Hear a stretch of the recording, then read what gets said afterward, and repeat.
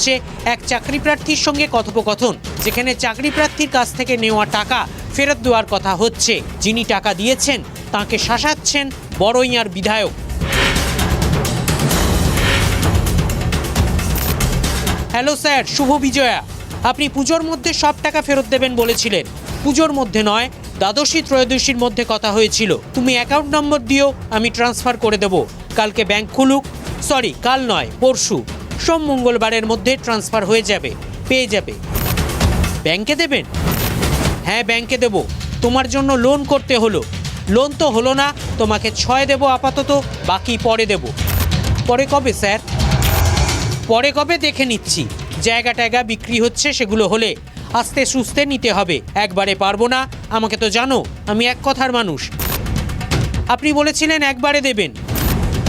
একবারে দেব বলেছিলাম, কিন্তু এখন কেউ শুনতে চাইছে না। যে টাকা পাবে সবাইকে অর্ধেক অর্ধেক করে দিয়েছি।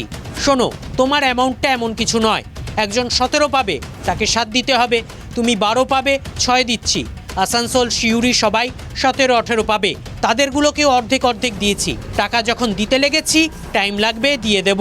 বেশি খিটিমিটি করলে দেব না। যা পারবা করবা, এই হচ্ছে ঘটনা। না না, সে তো আর কি করব স্যার, আপনি তো আছেন। আমি একটা কথা বললাম, একমাত্র মার্কেটে আমি দিয়েছি, আর তো ওপরে কেউ দেয় না। আমি পুলিশকে জানিয়েছি, পুলিশ জানিয়ে দিয়েছে।